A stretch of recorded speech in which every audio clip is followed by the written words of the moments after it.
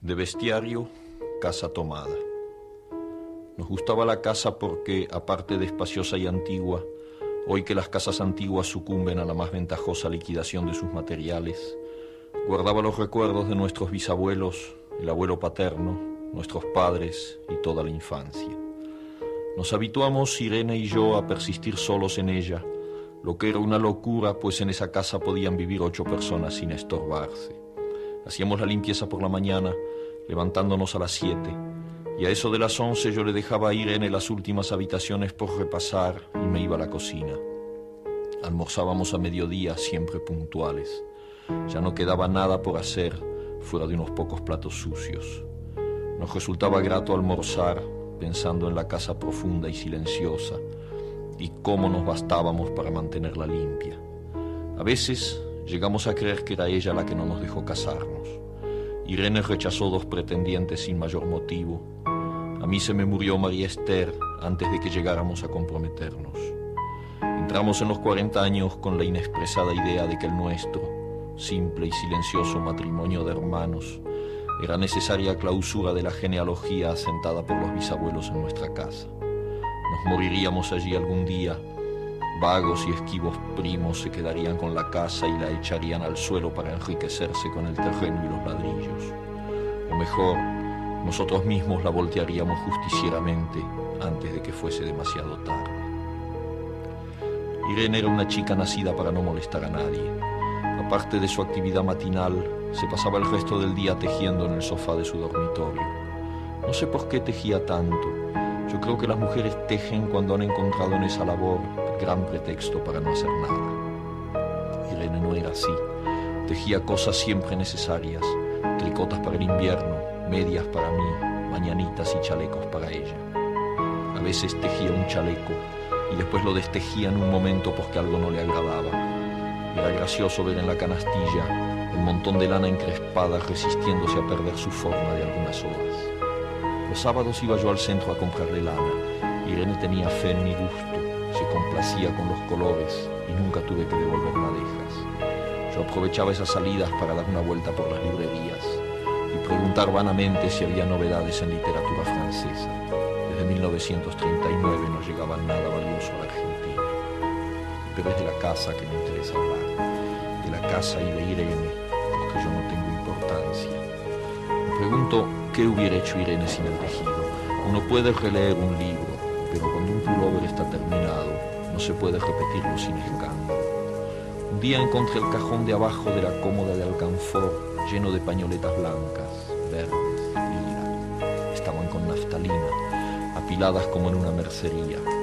No tuve valor de preguntarle a Irene qué pensaba hacer con ellas. No necesitábamos ganarnos la vida. Todos los meses llegaba la plata de los campos y el dinero aumentaba. Pero a Irene solamente le entretenía el tejido. Mostraba una destreza maravillosa y a mí se me iban las horas viéndole las manos como erizos plateados, agujas yendo y viniendo y 1 y 2 canastillas en el suelo donde se agitaban constantemente los ovillos. Era hermoso. ¿Cómo no acordarme de la distribución de la casa? El comedor, una sala con gobelinos, la biblioteca y 3 dormitorios grandes que daban en la parte más retirada, la que mira hacia Rodríguez Peña. Solamente un pasillo con su maciza puerta de roble aislaba esa parte del ala delantera donde había un baño, la cocina, nuestros dormitorios y el living central al cual comunicaban los dormitorios y el pasillo. Se entraba a la casa por un zaguán con mayólica y la puerta cancel daba al living, de manera que uno entraba por el zaguán, abría la cancel y pasaba al living. Tenía a los lados las puertas de nuestros dormitorios y al frente el pasillo que conducía a la parte más retirada. Avanzando por el pasillo, se franqueaba la puerta de roble y más allá empezaba el otro lado de la casa. O bien se podía girar a la izquierda justamente antes de la puerta y seguir por un pasillo más estrecho que llevaba a la cocina y el baño. Cuando la puerta estaba abierta, advertía uno que la casa era muy grande. Si no, daba la impresión de un departamento de los que se edifican ahora apenas para moverse. Irene y yo vivíamos siempre en esta parte de la casa. Casi nunca íbamos más allá de la puerta de roble. salvo para hacer la limpieza, pues es increíble cómo se junta tierra en los muebles. Buenos Aires era una ciudad limpia, pero eso lo debe a sus habitantes y no a otra cosa. Hay demasiada tierra en el aire. Apenas sopla una ráfaga, se palpa el polvo en los mármoles de las consolas y entre los rombos de las carpetas de macramé. Da trabajo sacarlo bien con plumero. Vuela y se suspende en el aire. Un momento después se deposita de nuevo en los muebles y los pianos. Lo recordaré siempre con claridad, porque fue simple y sin circunstancias inútiles. Irene estaba tejiendo en su dormitorio. Eran las 8 de la noche y de repente se me ocurrió poner al fuego la pavita del mate. Fui por el pasillo hasta enfrentar la entornada puerta de roble y daba la vuelta al codo que llevaba a la cocina cuando escuché algo en el comedor o la biblioteca. El sonido venía impreciso y sordo, como un volcarse de silla sobre la alfombra o un ahogado susurro de conversación. También lo oí al mismo tiempo o un segundo después en el fondo del pasillo que traía desde aquellas piezas hasta la puerta. Me tiré contra la puerta antes de que fuera demasiado tarde. La cerré de golpe apoyando el cuerpo. Felizmente la llave estaba puesta de nuestro lado y además corrí el gran cerrojo para más seguridad.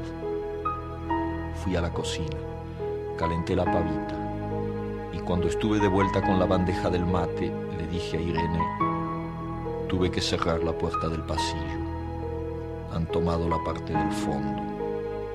Dejó caer el tejido y me miró con sus graves ojos cansados. ¿Estás seguro? Asentí. Entonces, dijo, recogiendo las agujas, tendremos que vivir en este lado. Yo cebaba el mate con mucho cuidado, pero ella tardó un rato en reanudar su labor. Me acuerdo que tejía un chaleco gris. A mí me gustaba ese chaleco. Los primeros días nos pareció penoso porque ambos habíamos dejado en la parte tomada muchas cosas que queríamos. Mis libros de literatura francesa, por ejemplo, estaban todos en la biblioteca. Irene extrañaba unas carpetas, un par de pantuflas que tanto la abrigaban en invierno. Yo sentía mi pipa de enebro y creo que Irene pensó en una botella de esperidina de muchos años, con frecuencia. Pero esto solamente sucedió los primeros días. Cerrábamos algún cajón de las cómodas y nos mirábamos con tristeza. No está aquí. Y era una cosa más de todo lo que habíamos perdido al otro lado de la casa. Pero también tuvimos ventajas. La limpieza se simplificó tanto que aún levantándose tardísimo, a las 9:30, por ejemplo, no daban las 11 y ya estábamos de brazos cruzados.